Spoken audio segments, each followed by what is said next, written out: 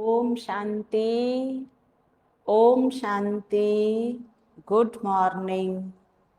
आज प्यारे बाबा के 5 अक्टूबर 2022 के साकार महावाक्य हैं। बाबा ने कहा, मीठे बच्चे, इस समय तुम्हारा यह जन्म हीरे समान है, क्योंकि तुम ईश्वरीय संतान बने हो। स्वयं ईश्वर तुम्हें पढ़ाते हैं।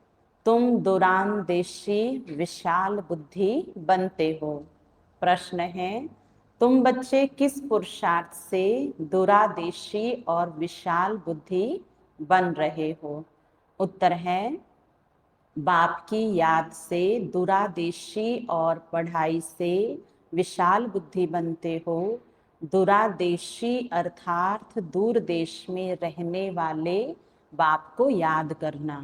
मन मना भव का अर्थ है दूरादेशी होना। विशाल बुद्धि अर्थात सृष्टि के आदि मध्य अंत का ज्ञान बुद्धि में हो।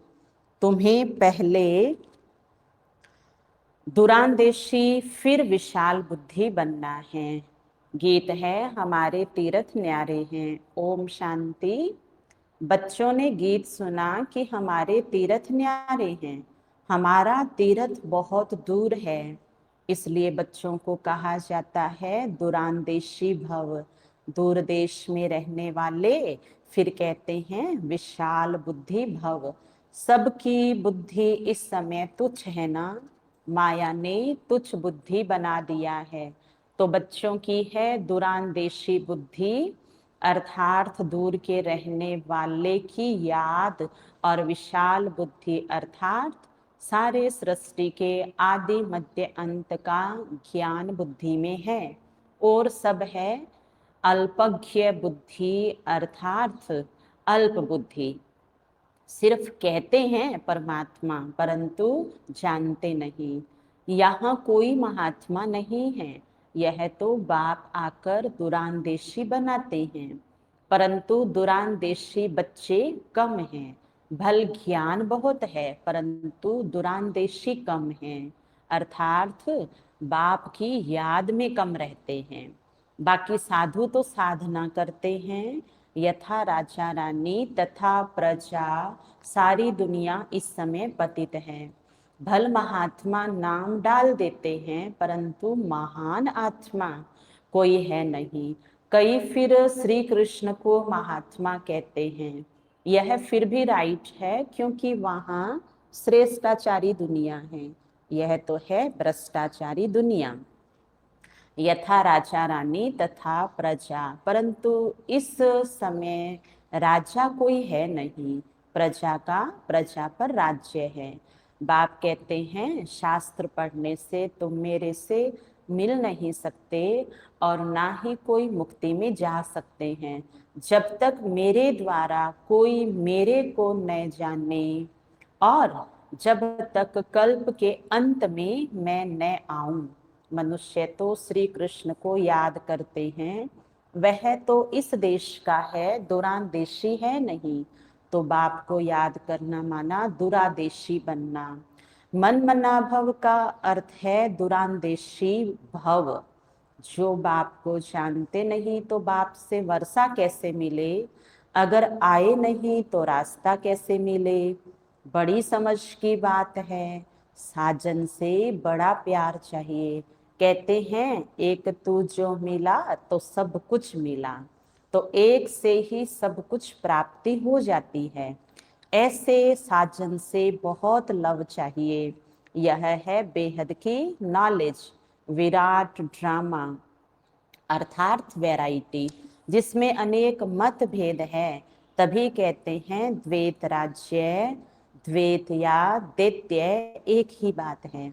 दैत्य कहा जाता है रावण को, देवता बनाने वाला एक ही बाप है। कहते हैं मनुष्य से देवता, कितनी सहज बात है। तुम हो विशाल बुद्धि। शास्त्र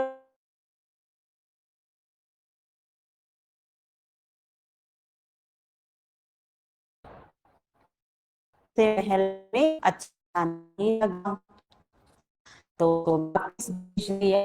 यहाँ भी ऐसे है जिनकी बुद्धि में ज्ञान की धारणा नहीं होती, वह खुद ही चलाते हैं। इसमें बाप क्या कि समझाने वाले परम पितात्मा वह करते हैं। वेद शास्त्र भी धर्मशास्त्र ही तो करते हैं। मुख्य धर्म है चार, उस ब्राह्मण धर्म है मुख्य जन्म का रहेंगे, क्योंकि वह कल्याणकारी लीपदीय युग है। लीपांस धर्मायुग कहते हैं।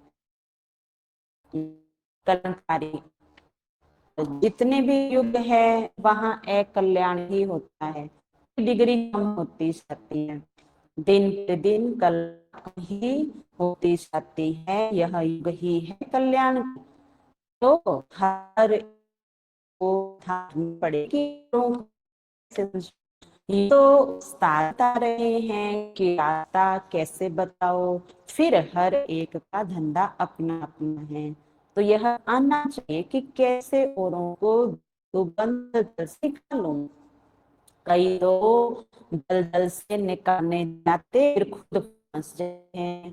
समझाने की बड़ी चाहिए, पहले अलग समझाओ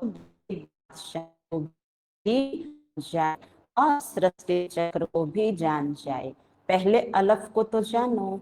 कोई 1000 दफा लिख कर दे कि अलफ कौन है तब यहाँ बैठ सके। कई तो ब्लड से भी कर देते हैं फिर ले जाते हैं, तो माया कम ही है। अच्छा, मीठे मीठे सिखिल दे बच्चों प्रति माता पिता बाप दादा का प्यार और गुड मॉर्निंग। रूहानी बाप की रूहानी बच्चों को नमस्ते। हम रूहानी बच्चों की रूहानी बाप दादा को याद प्यार गुड मॉर्निंग नमस्ते नमस्ते मेरे बाबा मीठे बाबा हमारे बाबा आपका बहुत शुक्रिया। धारणा का दूरान देश आपकी याद में रहना है और दूसरों को दूर देश में रहने वाले बाप का परिचय देना है।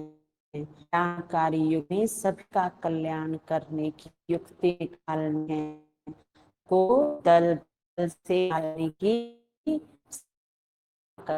है।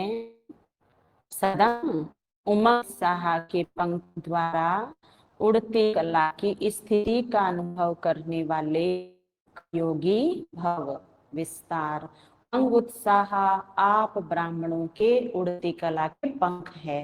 अगर कार्य अर्थ नीचे भी आते हो तो उड़ती कला की स्थिति से कर्म योगी बन कर्म में आते हो। यह उमंग उत्साह ब्राह्मणों के लिए बड़े से बड़ी शक्ति है, जीवन नहीं है। उमंग उत्साह का रस है, कभी शिकस्त नहीं हो सकते। सदा दिल खुश उमंग उत्साह तूफान को भी तोहफा बना दे। परीक्षा व समस्या को मनोरंजन अनुभव कराता है। स्लोगन है, जो अशरीरी स्थिति के अभ्यासी हैं उन्हें शरीर की आकर्षण आकर्षित नहीं कर सकती। अच्छा, ओम शांति।